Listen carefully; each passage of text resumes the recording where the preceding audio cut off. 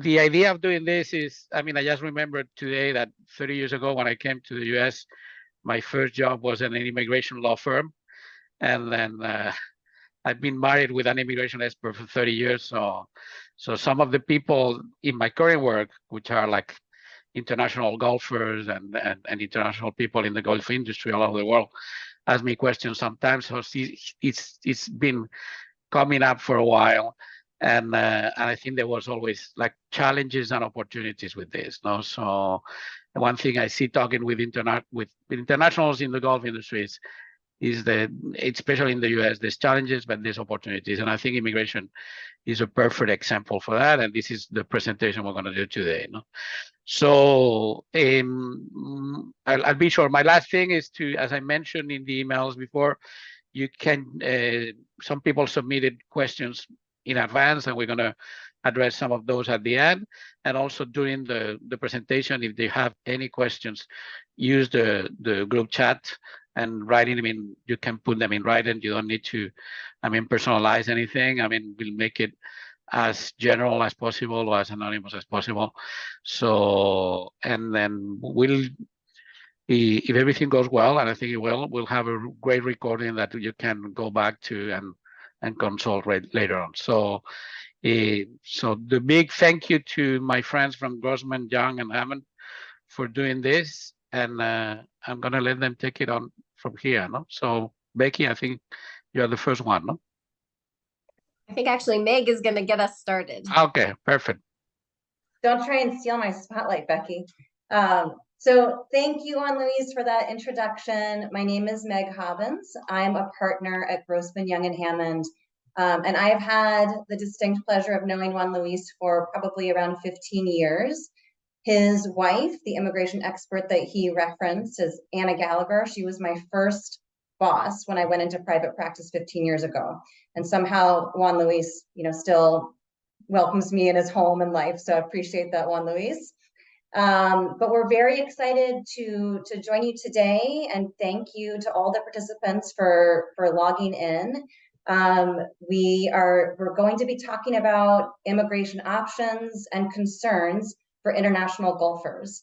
And just to give you a bit of an idea about the three of us, I'm joined by Becky Young, our firm's co-managing partner, who has over 3 decades of experience in business immigration law, and Sophia Hassander, a business immigration attorney and avid golfer. So really, really excited to have their expertise here. My personal expertise is not in business immigration, but is actually in all of the stuff that you probably want to avoid.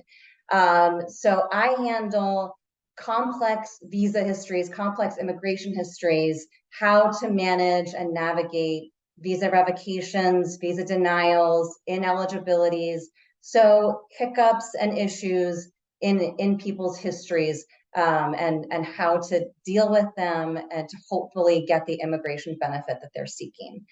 So a bit more about our firm. We are a full-service immigration law firm. We have locations in Bethesda and Silver Spring, Maryland, right outside of DC. Our firm is unique in that we have this incredible depth of experience in business immigration, and we have an equivalent experience in humanitarian immigration, immigration litigation, removal defense, and like I said, all manner of visa ineligibility denial, and also residency and citizenship. So we handle all of those things. And as I mentioned, we're going to talk about different options for international golfers today. And to give that discussion a little bit of a framework, I'm going to introduce 2 topics to start off. The first is immigration law is really divided into people wanting to come to the US temporarily and people wanting to come to the US permanently. So we divided our presentation into non-immigrant visas or temporary visas and how to get permanent residence, an immigrant visa, and what ways are relevant to golfers. So Sophia is going to start us off with the temporary visas, and then Becky's going to bring us through the immigrant visas or green cards that could be an option for people involved in the international golf industry. The other topic I want to frame is that throughout our presentation, we're going to be referencing what activities are permitted in different visa classes, and specifically what is allowable in terms of work in the United States.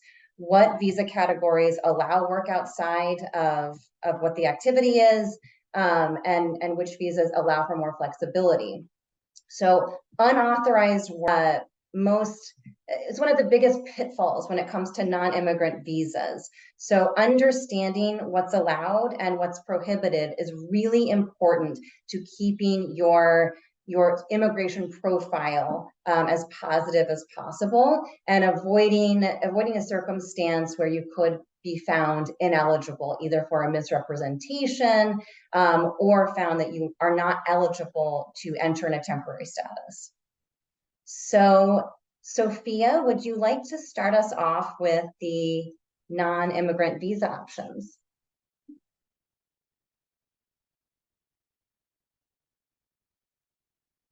See here if I can unmute myself. Yes, so I'm going to talk a little bit about non-immigrant visas. And these are visas that you have for coming for a temporary visit to the United States. In opposite to the immigrant visas that Becky is going to talk about later, they're focused on coming long-term to live and work in the United States. And the main rule here is that if you're coming as a foreign national to the United States, and you're going to be a paid athlete, you will be considered a worker under U.S. immigration law, which means that you have to have work authorization to do that. We're going to talk about different options, what that could look like. And what's work authorization, what's not work authorization. So the first visa I wanted to talk about here that's on the list is the B visa. The B visa is the main visa for visitors to United States who want to come as tourists, maybe to visit family, or if you want to come for business, you can come in for business meetings to negotiate contracts. And there's also a provision that will allow professional athletes to come and compete for prize money. So the B visa does not provide any work authorization. So that's very important to keep in mind if you travel under the B visa. But you can, as a golfer, you can come and compete in a competition and you achieve prize money. So the important here is that it's not guaranteed money. It's money you will only get if you end up achieving a certain something in the competition that you're participating in.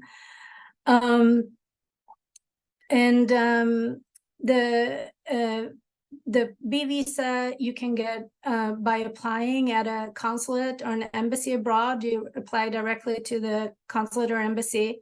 If you go on their website, they will have pretty clear instructions, typically how to apply. And then you go for an interview at the embassy or the consulate. And you want to bring to the embassy evidence of what you're planning to do in the United States. But one of the main things you're showing is that you don't have immigrant intent, which means you only have non-immigrant intent, which means essentially after your visit to the United States, you will return to your home country. And ways to show this is evidence of housing, for example, a lease or own a house, that you have family members they have to return to, or events they have to come back to. This visa is typically issued for up to 10 years, depending on your nationality. But for every entry into the United States, you can only stay for 180 days, so up to 6 months. Excuse me. You may have heard something about ESTA. It's a visa waiver program that some countries participate in. You have to be a national of an ESTA country. It's an electronic system for travel authorization. This is not a visa. It's a waiver of the requirements to have a visa. It's a pretty simple to apply. It's a 1-2 day process. You apply online, and it's a minimal fee. And if you have that, if you're approved for that, you can come and enter for 90 days under the ESTA. And what you can do under B1, you can do under ESTA. So essentially the same activities. So you can travel on ESTA and participate in competitions for prize money. And something that to keep in mind with the B visa, the ESTA, is that if you're obtaining corporate sponsorship and you're coming to do sponsorship activities, that again could be considered work and would not be part of an exception, and that you would need a different type of visa to do that. The next visa on the list here is the E2 visa. This is an investor visa. Again, it's only available to nationals of certain countries and countries that have a treaty with the United States, an E2 treaty. And here the idea is you're coming to the United States to start up a new company or invest in an established company. The national that is doing the investment or the entity that is investing must be a citizen of the E2 country, the E2 treaty country.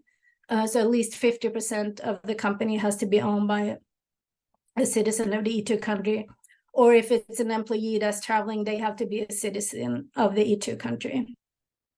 It has to be a substantial investment. The regulations do not specify what's considered substantial. At Grossman Young Hammon, we like to see usually an investment of about $200,000 for us to proceed to work on a visa like this. That's where we see success. But it depends a little bit on how established the company is. It's going to always be more challenging if you're starting up a new country. It has to be an active, real, and operating business. It can't just be a passive investment. And there shouldn't be marginality. With marginality, they mean that you're only coming to make enough money to support yourself and your family. The idea with the E2 visa really is that you're coming to create job opportunities in the US for US workers.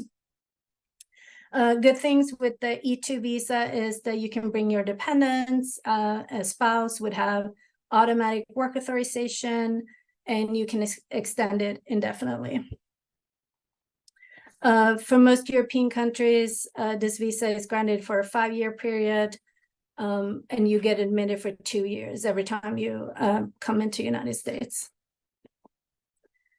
Next, we wanted to talk a little bit about the F1 visa. This is the main student visa in the United States. Here again, important to know, the F1 visa does not provide a work authorization. You're coming to be a student in the United States. Some exceptions to this is that you can work on campus for up to 20 hours a week. And then, as mentioned here, there's something called curricular practical training, optional practical training, CPT, OPT, and you can apply for that if you're an F1 student to work off campus. And essentially what that is a 12 months employment authorization. So if you get a degree in the United States and you apply for OPT, you get 12 months to establish yourself in the job market and find an employer who can sponsor you for a longer term visa. You can only have 90 days of unemployment during those 12 months. And also the employment must be directly related to the major area of study that the student had. So if you're doing sports management degree, then the job opportunity should be in sports management. But this leads into the next category. Since you only have 12 months, you want your employer to sponsor you for another visa eventually. And the natural next step here is the H-1B professional worker visa. The H-1B is one of the main more general work authorization visas in the United States. And it requires that the job that you're sponsoring the H-1B visa for, or the employer is sponsoring the H-1B visa for, requires that you have a bachelor's degree, at least a bachelor's degree or equivalent, and that bachelor's degree should be in a specialized field that is related to the job duties. So a very simple example here is if a law firm wants to hire an attorney, they require that that attorney has a law degree. So there's a connection between the degree and the job duties and the job opportunity.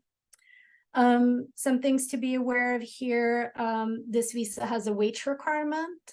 The Department of Labor basically sets what the minimum wage or the prevailing wage should be for the job, depending on what occupation it can fit into, what geographic location it's in, and the requirements for the job, what type of job experience it requires.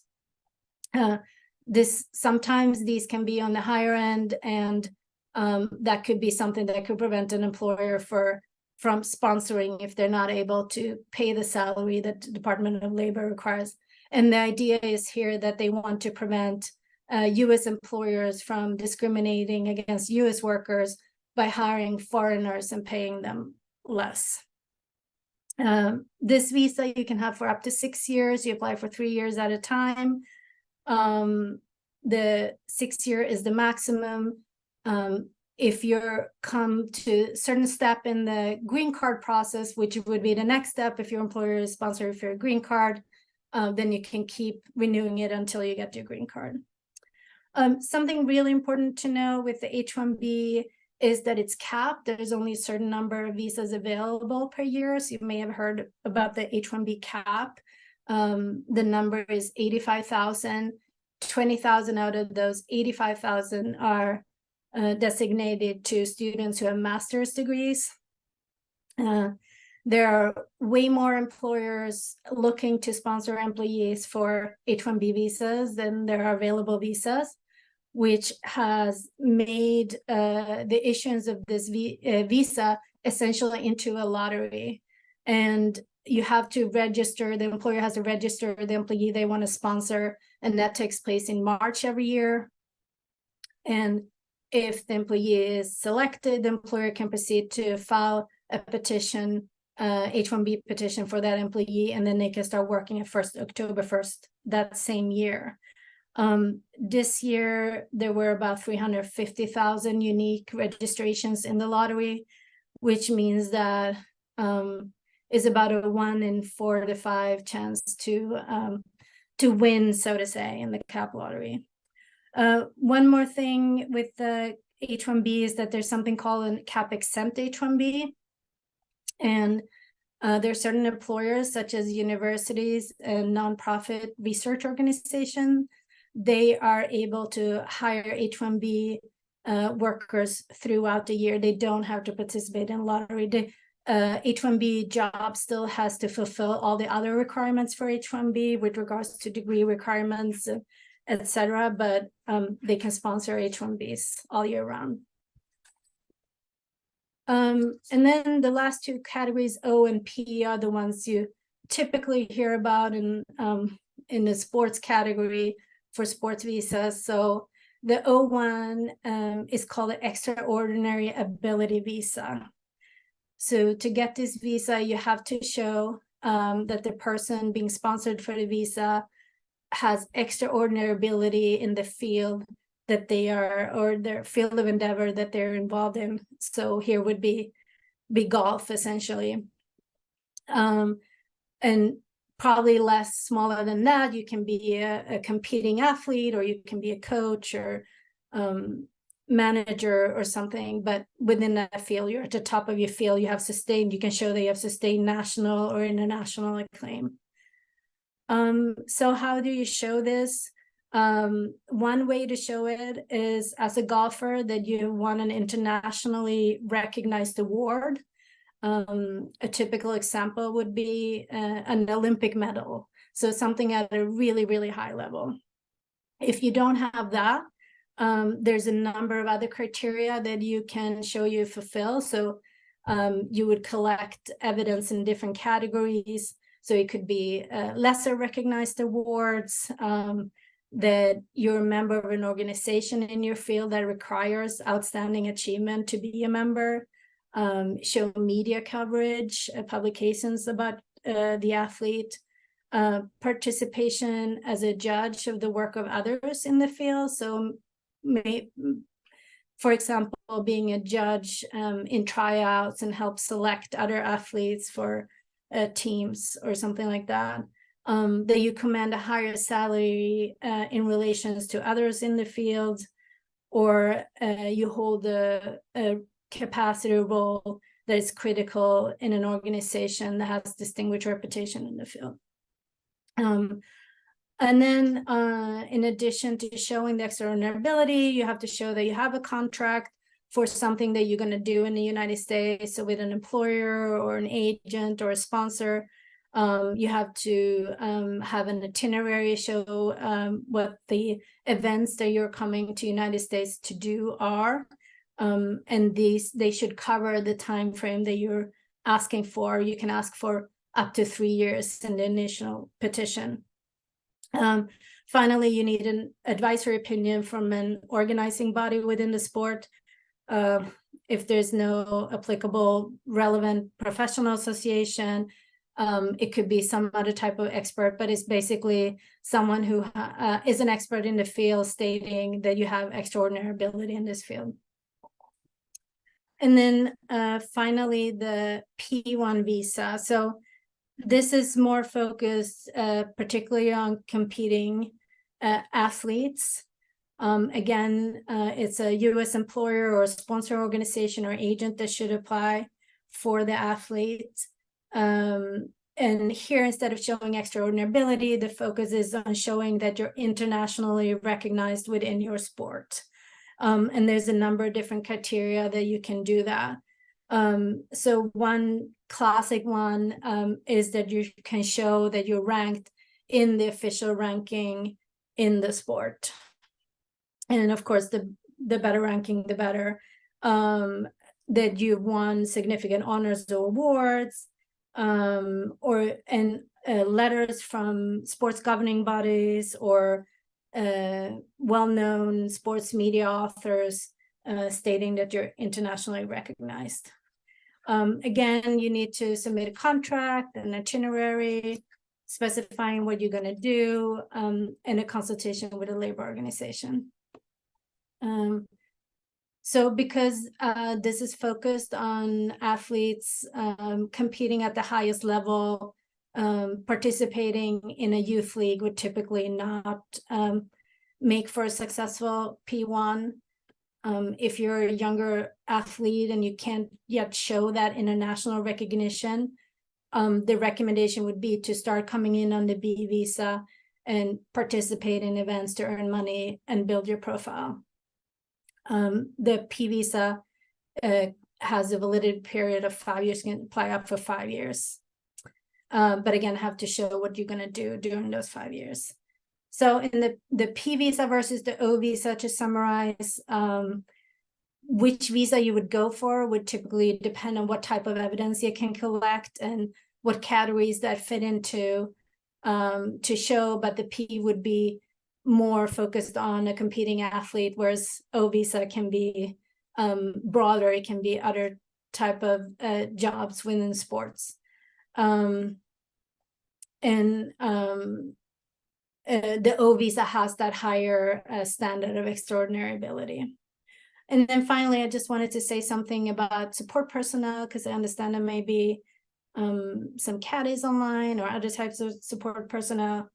So as a general rule, a caddy or any foreigners who want to come and support an athlete should obtain basically the same visa or matching visa to the status of the foreign golfer that they're coming to assist.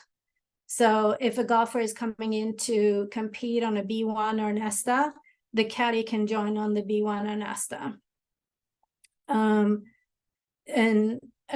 But they should come with a letter from the athlete stating their relationship, showing that they have experience working with this golfer, and very important that, again, the only compensation will be a portion of the winnings, potential prize money, and an itinerary. And so you can come and do that as a caddy, but it has to be for a B1 golfer. You can't do that if the golfer is a US citizen. You can't come in on ESTA B1 to support them.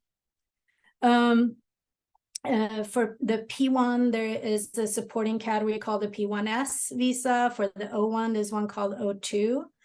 And for both, essentially, you have to show that you're critical to the athlete to be able to perform in the United States. So example of categories here are trainers, caddies, masseurs, chef, manager. And to be successful for these visas, typically you want to show that you have experience supporting the athlete and explain why it's so critical that you come with them. And also the job that you do can't be readily performed by a US worker. So an example here is someone to come and wipe off your golf clubs that could easily be hired on spot in the United States. So you can't bring that from abroad. The validity period on these visas would typically be tied to the main visa. And then just final, someone could also get, as someone in a typical support role like a caddy, could technically also apply for their own O1 as long as they can show that they're a caddy of extraordinary ability. So then it wouldn't be tied to the main specific athlete, rather to maybe an employer. So that was it for the non-immigrant visa categories that we work on. Thank you, Sophia. So I want to clarify or add a few things to what Sophia said that I was thinking about as she went along. The first thing is that for support personnel, it is important to note that those visas are tied to the principal. So if you come as a caddy for a professional golfer and that person, gets injured and goes home, the caddy also need to go home. So, if the two individuals are coming for a short term, that may not be such a big deal, but we have seen scenarios where maybe both individuals brought their families, the kids are in school, and it can be highly disruptive if the principal player has to leave the United States, and then the support personnel no longer has immigration status. So that's just something to be aware of. I don't have a great solution, but it's important to know that. And then one final point about the e-visas. So Sophia talked about e-visas where the person invests in a company, but there are also e-visas for existing companies. And so just as an example, like Adidas or Lacoste, those are European companies that manufacture sports clothing, and they operate in the United States as well as in Europe. So I don't know for a fact, but I'm willing to bet that those companies have already qualified to sponsor e-visas.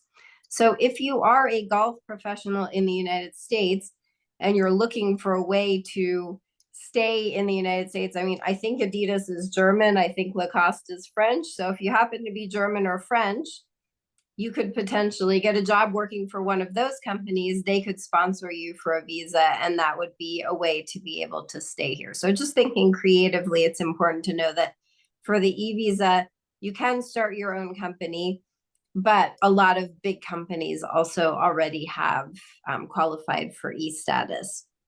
So let's move on to immigrant visas. And I wanted to start maybe by talking about pathways. So Wanli, you were talking at the beginning about someone comes here, sometimes an F1 student might come here, play during school, and then go back to Europe, and they never want to come here again. Probably they want to come back from time to time, but the point is that the pathway might be anywhere from like coming for a little while, or maybe some players do want to immigrate and spend their lives here. So the e-visa is actually an interesting option because it can be renewed indefinitely. It's also really good for high net worth individuals. We're not going to get into tax considerations here, but you can spend as little or as much time as you want here on an e-visa, or frankly, any of these types of visas. But a lot of people will use the e-visa to manage their presence in the United States. And so that is an option that people will often use if they want to live here, for a long period of time, but not necessarily get a green card. Another path that we see a lot would be like an F1 visa to an H1B to a perm. So I'm going to talk about a perm. The F1 visa is the student visa. So let's just say that you come, sorry. You come to the United States and you are studying in a STEM field. I don't know, maybe there's data science involved in golf, and you're going to be a golf analyst, and you're going to be analyzing the data science of golf. So you get a STEM degree in data science. You can work for 3 years after your degree. So you get a 1-year OPT, and then you get 2 extensions. So that's a really good option for anyone who's a student here. If you can be in a STEM field, that gives you the most flexibility in order to be able to work here. And then you can be entered in the H-1B lottery for each of those 3 years. So, traditionally the chances of being selected have been 1 in 3. As Sophia mentioned, this year it was more like 1 in 4 or 1 in 5. But, the more chances you have, the better. Or maybe you can get a cap exempt job. So maybe you get a job coaching at a university, or maybe you get a job doing golf data science at a university. So, just the idea is that you could potentially get an H-1B job for a cap exempt employer, or you could get selected in the cap. Then you get 6 years. So you get 3 years of initial H-1B status. You can extend that once for a total of 6 years. And if you start the green card process, you can actually keep extending that throughout the process. So we'll talk about perm, but perm would be the most common type of green card in the scenario I just described, which is sort of somebody who's not coming as a professional golfer, but in a golf-related occupation, a golf course manager, someone doing, marketing, or other sort of golf-related professions. And then another path, so there are the extraordinary ability visas, and I want to talk about a person that we spoke to recently who was a very young athlete. She was not in the golf field, but she was the #1 athlete in her sport in her home country, but her sport was pretty not very well known in her home country, and so she didn't have a contract to be a professional athlete in the United States, so she couldn't come on a P visa. And her sport is not well publicized in her home country, so she couldn't come on an O visa. She doesn't have a lot of publicity. And by the way, that to me is usually the litmus test. If somebody wants an O visa, I usually Google them. And if I get a page of articles about them, they're usually a good O1 candidate or a P candidate. And if there's no press about them, then not usually promising for an O visa. But anyway, to go back to this young athlete, so we advised her to come to the US on a B visa, and she's going to be training here and lining up competitions. And then hopefully during the time that she's here, she can get publicity. She can work on getting articles about herself and what she does in her sport. And hopefully, enter competitions, win competitions, and get sponsored as a professional athlete. So, you could go from a B1 visa to potentially an O1 visa or a P visa. And so in the case of this young athlete, she frankly might have more of a chance of becoming, in the immediate future, like an influencer in her sport. And so if she's an influencer, she's not going to get a P visa, but she might be able to get an O visa if she can attract lots of followers and get a lot of attention in her sport. So that's another pathway, would be maybe a B to either an O or a P, and then an extraordinary ability green card, which is what I'm actually going to talk about now. So there are many, many different types of green cards. We're only going to talk about 3. So the extraordinary ability green card, Sophia already talked about the criteria for these, so I won't go through them in great detail, you know, awards, honors, judging, articles about you, etc. The thing to know is that, you know, you do have to be among those at the handful of the top of your field worldwide. And you can file this petition with the Immigration Service by what's called premium processing. So when we put together one of these cases, it usually takes about 60 to 90 days to assemble all of the evidence. It's a pretty big filing. And then it goes to the Immigration Service, and you can pay them an extra fee and they'll give you a decision within 15 days. That doesn't mean you get your green card in 15 days. It means that your petition is processed in 15 days. You then have to file a green card application, which is going to take about another 1 to 2 years. So in total, best case scenario, extraordinary ability green card, you could get your green card in 1 year, but somewhere between 1 and 2 years is probably realistic. And once you have the green card, you have the right to live and work in the United States permanently for any employer. So the green card in the extraordinary ability is probably one that we could see a lot, both for professional golfers, but also other golf professionals in the, you know, various specialties that we talked about. The national interest waiver, I want to touch on that. I think that we will not see that as commonly, but basically that's for, it's sort of a similar category to extraordinary ability. I think of it as, in the extraordinary ability category, the individual is very elite. In the national interest waiver category, it's more that the thing that the foreign national is doing is really important to the US national interest. So the foreign national might not be as individually elite or accomplished, but they're doing something really, really important. So think about like scientists, medical researchers, that's kind of what it's made for. But you could imagine that athletes who want to compete in international competitions on behalf of the United States could probably have a pretty good argument about the national interest. Maybe a golf course designer who is going to infuse a lot of jobs and capital into, you know, an underdeveloped area in the United States. So you can imagine some circumstances where the national interest waiver could be appropriate here. But probably you'll see more extraordinary ability, more opportunities to make an extraordinary ability case. And the national interest waiver also now has premium processing. It's 45 days rather than 15 days, but really in the grand scheme of things, we're talking about a 1 to 2 year time frame. So the first step, you get your decision in 45 days, and then you still have to wait 1 to 2 years for your green card. So these are 2 ways that people who are really, you know, accomplished in the field can get a green card. And then for the average worker, so, you know, your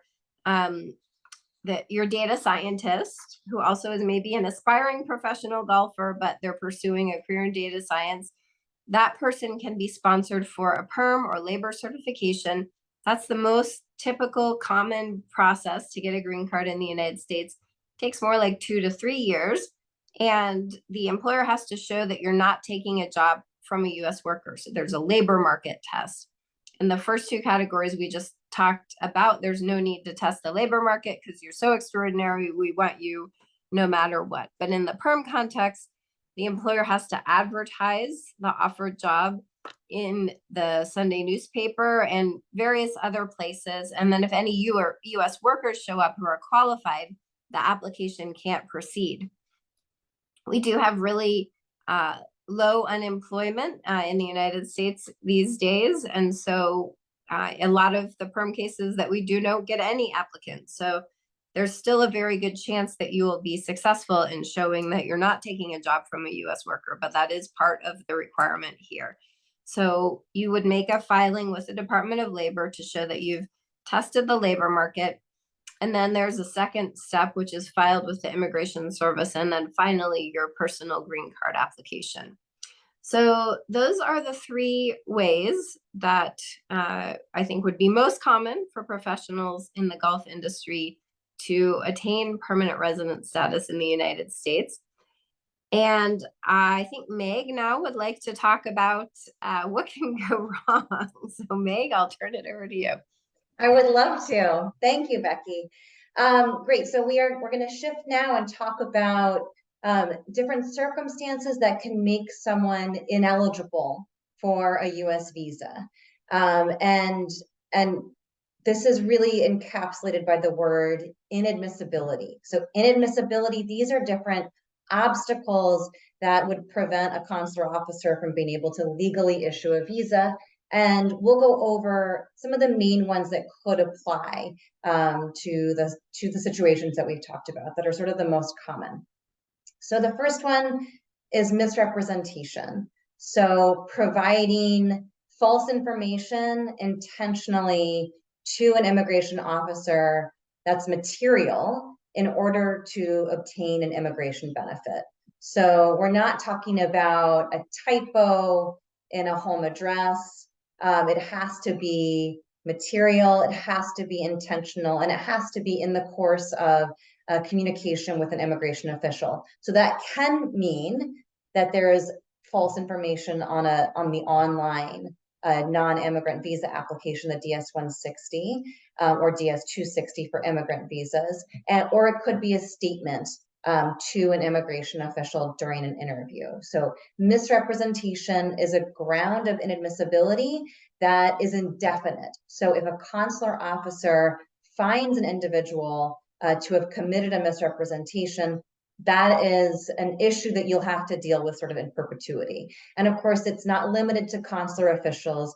A Customs and Border Protection officer, for instance, at the airport could make a finding of misrepresentation that then follows your immigration case forever. So really important to understand the facts of your case and present them accurately when applying for an interview or interacting with a U.S. government official. There are different criminal issues, so past criminal convictions or admissions to criminal activity that could make an individual inadmissible, including pretty much any drug-related conviction. Now, these are all topics that we could talk about for the next, or I could talk about for the next, several days. So we're just going to really touch upon the issue to sort of highlight it, and then move on to how we could address it, and then really, it's something you would want to seek representation to understand the mechanics and how it could apply to your case.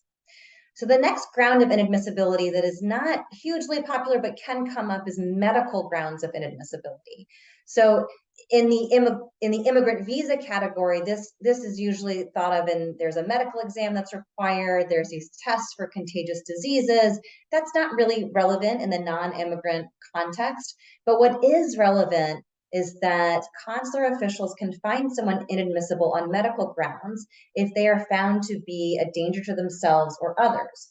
And this comes up with alcohol-related arrests. So if someone has an arrest for driving under the influence, even if there's no conviction, and that's a relatively recent, in the last 5 years, arrest, that can be a trigger to medical inadmissibility, leading to an additional procedure to try and prove that you are not in fact a danger and that you do merit a U.S. visa. The last one I'll talk about is past immigration violations. So it can make you inadmissible to overstay your visa, your authorized period of stay by over 6 months. So that can lead to a 3-year period of inadmissibility. And if you're here for a year or more past your authorized stay, that can lead to inadmissibility for 10 years. So all of these grounds of inadmissibility that I've mentioned are actually waivable, okay? So that means if an officer or a CBP official at the airport finds you inadmissible for example, for misrepresentation, you can apply for a waiver. You have to show that the underlying issue, the underlying offense, was not particularly serious, that you don't pose a danger to Americans, and that your reason for coming to the US is legitimate and ideally compelling. The law doesn't require that you show that it's compelling, but it certainly helps. So all of these issues are waivable. It's not the end of the road. The next thing I'm going to talk about is not technically a ground of inadmissibility, but it's the most popular ground of denial for consular officials processing non-immigrant visa applications. And that's the ground of denial that we call 214B. And 214B is really this very broad catch-all category when a consular official thinks that a person may overstay their visa, or that they want to come to the US for reasons that are not consistent with the visa. So if someone is applying for a B1 visitor visa and the consular officer thinks they actually just want to come here to work, to engage in unauthorized work and maybe stay for longer than permitted, then they're going to issue a 214B denial. The tough thing with 214B denials is they are not waivable. It's the end of the road for that application. With a 214B denial, you can come back and reapply. In fact, the officer will say, so sorry for this denial, we invite you to reapply whenever you like. Realistically, coming back the next week is probably not going to yield success. But when you come back and you can show a material change in your circumstances and that you do merit the officer's confidence, then it can be overcome. But 214B is a very difficult issue for the non-immigrant visa category. So what sort of issues would make someone be profiled for a 214B denial? Like I mentioned, the biggest one is unauthorized work. And so we've talked throughout this presentation, particularly in Sophia's portion of the presentation, about what activities are allowed and which ones are not allowed on these different non-immigrant visas. And historically, it's been relatively easy to say, okay, well, for a student, don't go get a job waiting tables at the local restaurant. That's going to be unauthorized employment.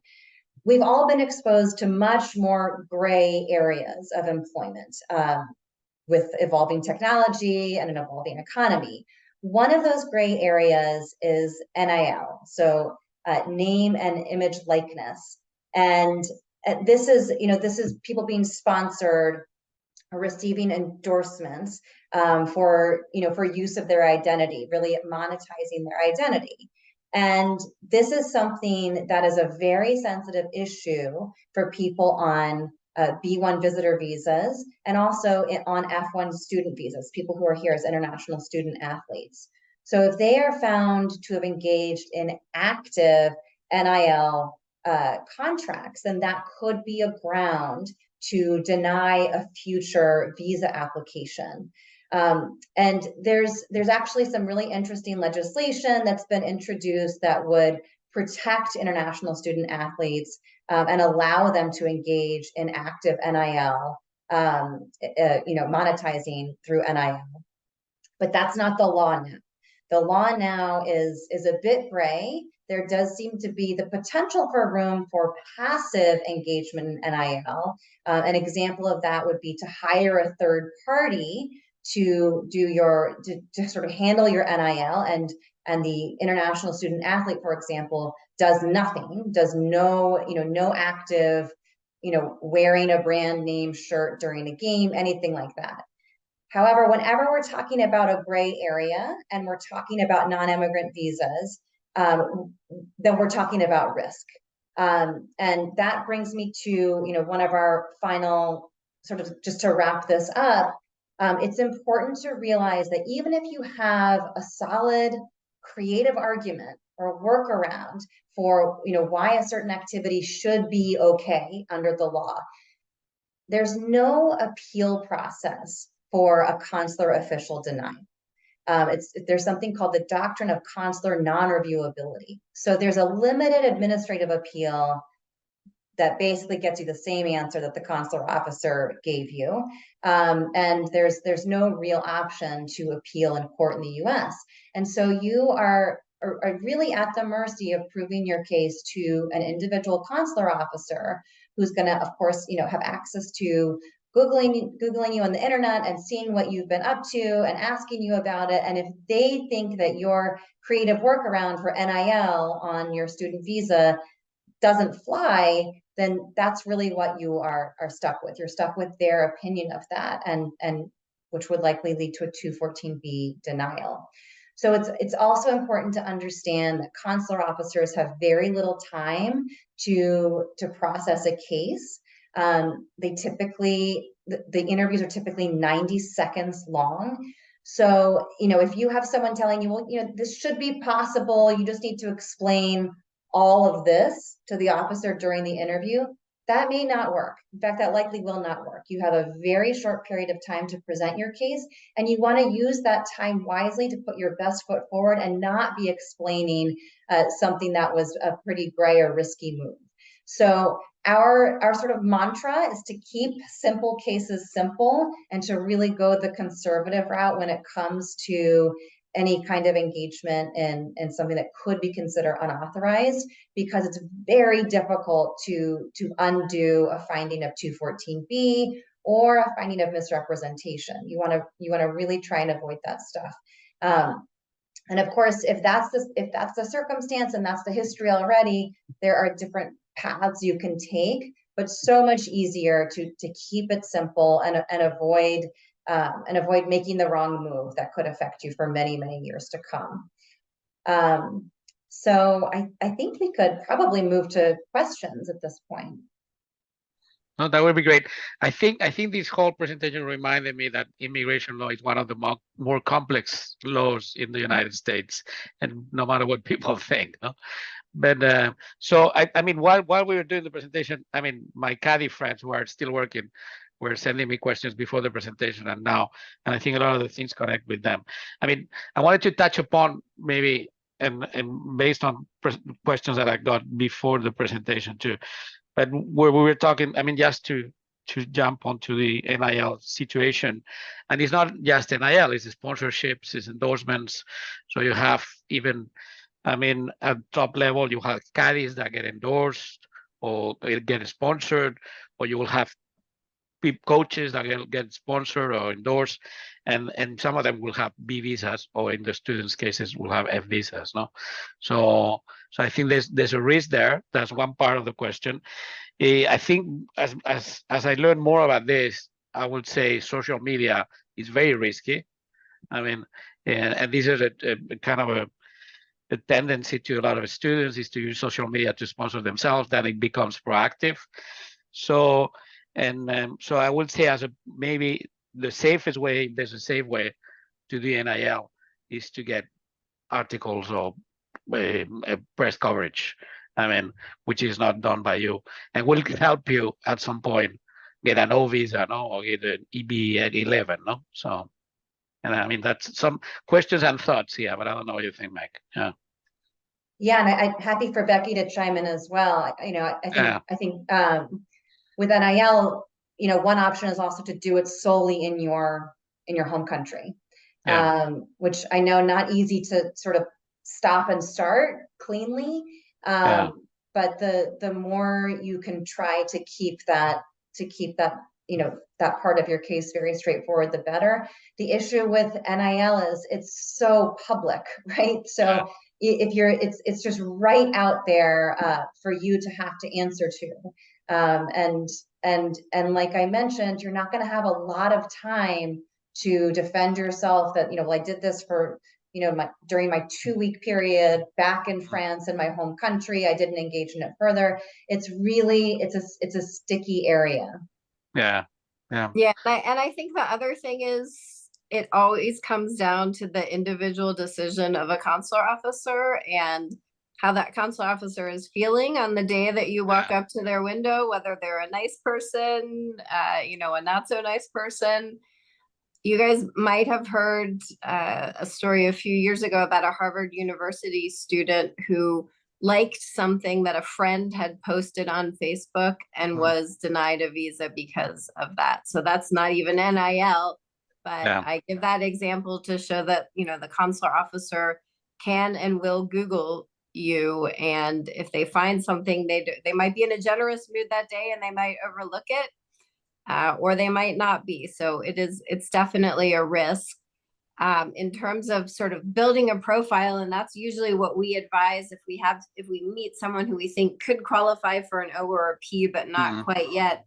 We talk to them about how they could build their profile. And you know, there are PR agencies that focus specifically on helping you get publicity for an immigration case. So if you're a budding golf professional, you might get that organically, but if you're in, you know, maybe a tangential field, you might need some help. And so, yeah, definitely working on a profile, I think, would be a good idea. Yeah. I mean, I also seen, I mean, and I think I mentioned this before, cases of caddies that have gone off visas. I mean, because they are at the highest level, or they have caddied with players that won majors or big events or things like that. But yeah, no, I mean the NIL risk and the endorsement risk for other people that are not in college, I mean, for B visas is interesting.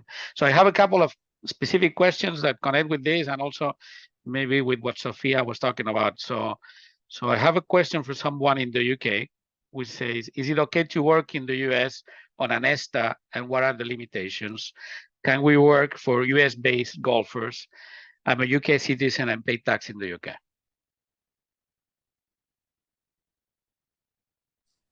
Sophia, do you want to address that? Yeah, so the B1 or the ESTA, as I mentioned, does not come with work authorization. So no, you cannot go and work under a B1 or an ESTA. So any kind of guaranteed compensation, you would be considered a worker who needs work authorization. The one exemption there is that you can you can travel with a foreign athlete who's also coming in on a B1 or an ESTA. You can, someone that you are supporting already as a caddy in your home country, they're going to United States to participate in a competition, and the only potential earnings from that is potential prize money. And your only potential earning as a caddy is a portion of that prize money. Yeah. So, and I mean, this general questions that connect, I mean, probably from the college, or the transition from college, and I was saying the pathways, no? So there's a recent graduate, also from the UK, recent graduate from a university in the US. In navigating employment in the US, the main issue has been my visa situation. Curious to learn what options are available to me for the long term. I mean, this is the general question, but I think it's somebody that just graduated and was in a golf program. If they are back in their country, what can they do to come back to the US? I mean, I think the H-1B cap exempt is a nice option. You obviously, you know, all the options require you to find an employer to sponsor you. The H-1B cap, the earliest date you could get an H-1B cap would be October of 2024. So that's a long time from now. But if you could find a university or I don't know how many nonprofit research organizations there are in golf, but if there's somebody researching, you know, golf clubs or something like that, you could maybe get a research job so that, you know, the H-1B is a good option. Otherwise, you know, frankly, that E-2, if you're a young person, maybe you don't have funds to start your own company, but find one of those sporting goods, you know, global sporting goods company that has the same nationality as you. That's a way to get to the United States. Yeah. And I want to highlight what you said, because I mean, even when I found out, I was surprised. Like for E2 visas, I mean, if it's a national of your country, you have priority. You don't have to go through any process. So you have, I mean, I don't know what is the legal lingo for this, but it's priority for nationals of the owner of the country, no? Sorry, yeah. So the E-visas is related to the nationality. So if it's a if it's Lacoste, it's a French company, they can only sponsor E's for French people. I see. Okay. Yeah. It's specific. One other visa that we didn't talk about because it's not available for athletes, but if we're talking about, again, to go back to my data scientist or somebody doing sports marketing, is the J visa. So there's a J visa, which allows for interns. So if you did a university degree in your home country and you just graduated and you want to come to the US to work for 1 year in your field, you could potentially get a J visa, not to do athletics, but to do business or marketing or science or, really any other sort of professional field. And then if you have 5 years of experience or a university degree and 1 year of experience, you can come for 18 months as a trainee. So there are also, depending on what this young person who just graduated studied, the J visa could be a good option to look at. Yeah. No, and the other thing too is, I think we mentioned it with the STEM, and I think for the F1 visas, there's now an extension if you choose an STEM career, that you can get up to 3, and also you get probably CPT too, which is like a course practical training during your studies. So there's a good chance that if you spend 3 years during the time you are on university, another 3 years after university working, that you're going to be able to get a job or get it sponsored or develop a career in the United States. No, so and that tells about the pathways, but also the planning of how you choose your studies based on your immigration status. No, absolutely. Yeah. This is another question. I think connected to the P1 and what we were saying about the P1 dependence. And I'm guessing this is a P1 dependent, which is I'm currently on a P1, but it's about to expire. Wondering, I've heard lots of guys on B visas, which I can see has some restrictions, but it's basically negligible. I mean, very low cost. I'm Canadian. I mean, I don't know, going from a P1 to a B visa. Going from a P1. P1 to a V visa, yeah. So. Yeah, I mean, the good news is for, Canadians are visa exempt. So no matter what type of status they have, they don't actually have to get a visa in their passport, which is good news. But I think, as Sophia, do you want to reiterate the requirements for B visa so that there, it is somewhat restrictive in terms of what you can do on a B visa? Yeah, so the way that it's expressed in the regulation is that professional athletes, such as golfers who receive no salary or payment other than prize money for their participation in a tournament or a sporting event. So I could see the problem there if you're here of a P visa, that you're doing lots of different activities that you're making money off relating to your sport. For example, sponsorship activities, that would become a problem if you try to move over to B status instead, where you could really only, according to the regulations, earn prize money. Yeah.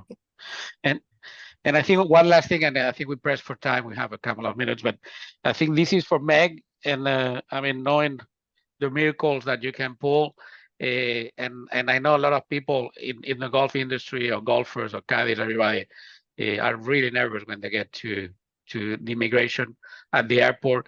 I mean, if they are not admitted, or if there's any bars, or if there's anything, is it the end of the world? What are their options? No, so yeah. Definitely not the end of the world. Otherwise, I wouldn't be able to pay my mortgage.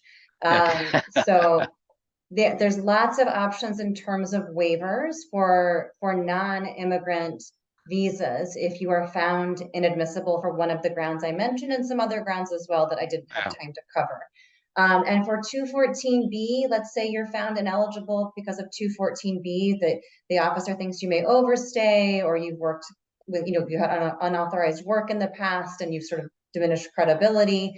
That can be overcome as well very carefully with a well thought out plan. So there's as many waivers in immigration law as there are letters in the alphabet for all the visas that we apply for. So not the end of the world. I mean, we've done, it's it's pretty incredible, sort of the complicated cases that we've been able to work out a pathway to visas, even residency and citizenship. And I think the last thing I mentioned, because you are a particular law firm in this case, and I don't think there's anybody in the Interpol list in this presentation, but I know you work on Interpol cases. I mean, we probably know about some golfers in the past that have been in the Interpol list. So what are their options? Thank you for bringing that up. Absolutely. So, I mean, what's interesting about Interpol that I'll say very briefly is that a lot of people are targeted that should not be targeted, right? And so maybe they're getting a little too popular, or they have, you know, the wrong friends, or they have political leanings that their home country doesn't agree with, and so they can very easily be charged with the crime illegitimately, and then end up on the Interpol list with a red notice. So if that happens, yes, there's also a pathway to be able to travel freely, and we can help you with that too.